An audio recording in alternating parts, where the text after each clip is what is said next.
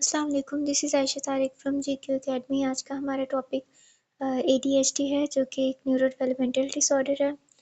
इसको हम आगे कंटिन्यू करते हैं। डेफिनेशन इसकी देखें तो DSM-5 के अकॉर्डिंग एडीएचडी कहते हैं attention deficit hyper active disorder को कहते हैं। इसमें ये न्यूरो डेवलपमेंटल डिसऑर्डर होता है और इसके डिफरेंट सिम्टम्स हैं। जो ये 3 सिम्टम्स जैसे इनअटेंशन हो गया, हाइपर एक्टिविटी हो गया और इम्पल्सिविटी हो गया। अगर ये तीनों सिम्टम्स एक बच्चे में पाए जा रहे हैं तो उसको फिर आप डायग्नोस कर दोगे एडीएचडी। और DSM-5 में इसका एक क्राइटेरिया भी है। अगर वो क्राइटेरिया मीट कर रहा है बिफोर द एज ऑफ 12 और ये जो सिम्टम्स हैं ये मल्टीपल सेटिंग्स में आने चाहिए, यानी उसके घर में भी हो, स्कूल में भी हो, प्लेग्राउंड में भी, इस तरह से मल्टीपल सेटिंग्स में अगर वो ये बिहेवियर शो कर रहा है तो फिर उसको आपने ADHD में डाल देना है, ठीक है। ADHD आपने डायग्नोस कर देना है। और ये सारी जो उसकी एक्टिविटीज़ हैं ये उसकी सोशल लाइफ को भी अफेक्ट कर रही हैं, एकेडमिक परफॉर्मेंस, ऑक्यूपेशनल या फंक्शनिंग को भी, डेली लाइफ की जो फंक्शनिंग है उसको अफेक्ट कर रही हैं, तो आपने उसमें ADHD उसका डायग्नोस कर देना है। इसकी नेक्स्ट इसकी कॉजेज़ आ जाती हैं। DSM-5 में इसकी उस तरह से कॉजेज़ मेंशन नहीं है, लेकिन कुछ फैक्टर्स हैं जैसे कि फैक्टर्स लाइक जेनेटिक्स या ब्रेन स्ट्रक्चर और function, environmental influence and prenatal exposure to substance. ये जो कुछ फैक्टर्स हैं ये ADHD की डेवलपमेंट में कंट्रीब्यूट करते हैं, उनको बढ़ाते हैं ADHD को। अगर इन सब में कोई ना कोई मसला आ रहा है तो genetic factors play a significant role as ADHD often runs in families, ठीक है। ADHD families में मतलब जेनेटिक्स जो है इसमें उसका रोल ज़्यादा है। और केमिकल इम्बैलेंस भी हो सकता है, डिफरेंसेस इन ब्रेन भी हो सकती है इसकी वजह के, इंडिविजुअल के मतलब ब्रेन डिफरेंसेस भी आ जाते हैं इसमें। और हेल्थ केयर प्रोफेशनल्स की हेल्प से आप इसको डायग्नोस भी कर सकते हैं और ट्रीट भी कर सकते हैं।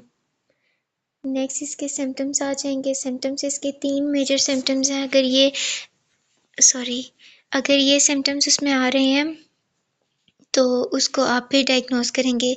इनअटेंशन में आ जाता है कि वो अटेंशन पे नहीं करेगा आपको, और बीइंग ईज़िली डिस्ट्रैक्टेड और केयरलेस मिस्टेक्स होंगी उसकी। डेली एक्टिविटीज़ जो होंगी वो भूल भी जाएगा उसको, और वो सही से कोई भी एक्टिविटी नहीं करेगा, ना अटेंशन पे करेगा, और इजीली उसकी टेंशन डाइवर्ट हो जाएगी। आपसे बात करते करते वो कोई और काम करने लग जाएगा।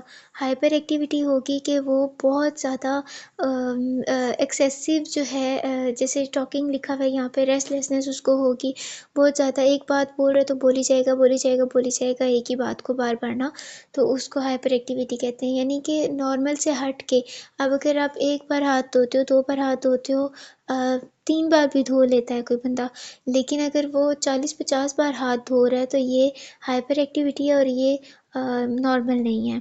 इम्पल्सिविटी में क्या आता है? एक्टिंग विदाउट थिंकिंग, सोचे समझे बगैर वो कोई भी एक्ट कर देगा, दूसरों को तंग करेगा और मतलब अपनी बारी का इंतज़ार नहीं करेगा, जल्दी जल्दी से वो कहेगा कि मैं सबसे आगे हो जाऊँ, और मतलब हर बात में वो जल्दी में रहेगा।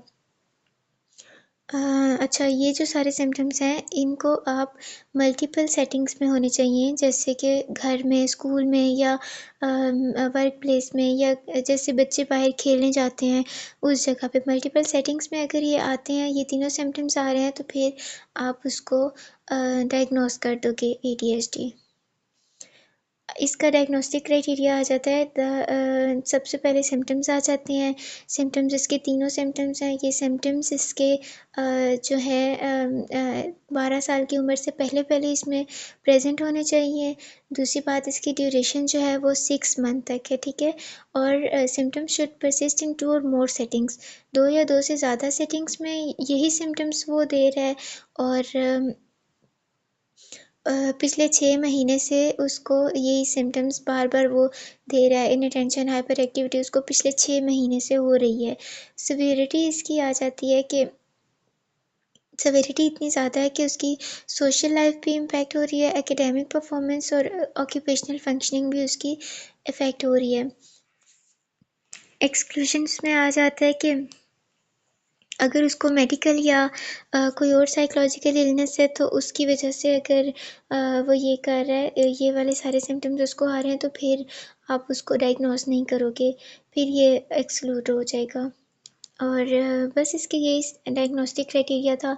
आप DSM-5 में से भी देख सकते हो, और कोई बात समझ में ना आई हो तो please do let me know in comment section, और लाइक शेयर सब्सक्राइब सारा कुछ लाजमी कर देना। टेक केयर, अल्लाह हाफिज़।